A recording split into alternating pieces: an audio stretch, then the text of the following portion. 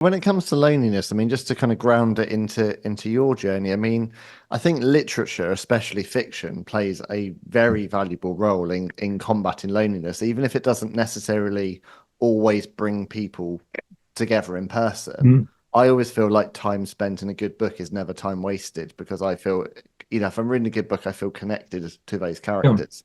What role do you think kind of books play, fiction plays when it comes to loneliness? Oh, I think it's very important because the relationship between the reader and the characters is often quite a close one. And this is something which I've discovered as a writer when I go forth and meet at signing events and so on, events in bookshops and elsewhere. I meet people who've read the books and have got to know the characters, and it becomes immediately apparent to me that there's some sort of reality in the characters. Uh, fiction, fiction asks us to believe that what we're reading is true. We know it's not true, but it asks us to believe. And therefore, if we read something very sad, very tragic, the tears we weep are real tears.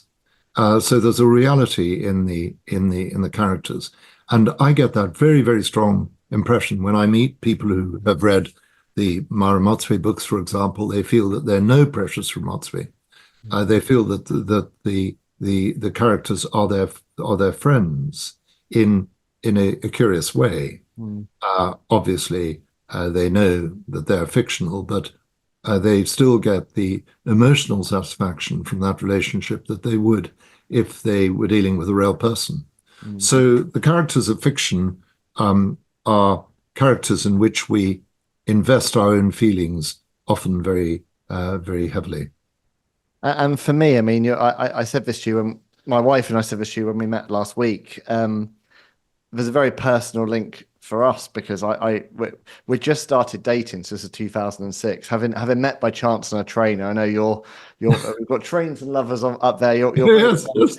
on chance encounters. Yeah. Um, but we just started dating, and I thought she was a fascinating young lady, and she had all these wonderful books on her shelf. And Mhm. one of the books she recommended to me was the number one ladies detective agency. And I was 21 years old at the time. And I remember saying to her, I said, that doesn't sound like something I want to read. And she goes, but Flea from a Red Hot Chili Peppers loves this book. And that was enough endorsement for me. And I'm very grateful to Flea. Um, tell me about Flea and your relationship with your famous reader. Well, I met him. I met him when I was on tour in the United States, and he came to a function that I attended in Las Vegas, which was a function hosted by the Las Vegas Literary Society, and Flea turned up at that, and initially I didn't know who this person was because I'm not particularly clued up on bands. I'd heard obviously of the Red Hot Chili Peppers, but I didn't know anything about them. And it was explained to me who I was talking to, and we got on rather well, and so we were in touch. We're in touch with one another on several occasions thereafter. I haven't been in touch for quite a long time. I hope all is well with him, but. The that was it. He connected with the books, Mm. which I was very pleased about, and that's something which is very interesting for me when I discover the various sorts of people who connect with the books. So there's Flea, who's a very big rock musician, but a very good man actually. He's put a lot of effort into musical education and helping people with music. So I think that. He's a very very fine man indeed. Mm. Um, it's interesting to hear about readers and to meet readers from all walks of life. I get all sorts of wonderful letters from people who are very different from one another. There's a wide range of age groups. I mean, I'm always very moved when I meet, say, a reader. Sometimes I meet a reader of 11 or 12, and family comes along and says we all read the books together, and I love that. It's And funny then, because my children are 11 and 6. I'm just at the point where I'd like to introduce them to some of your books because I think they're fully palatable for certainly the 11-year age group.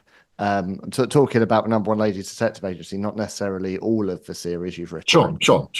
but I think there's lots of values that I'd like to try and get across to them through your writing.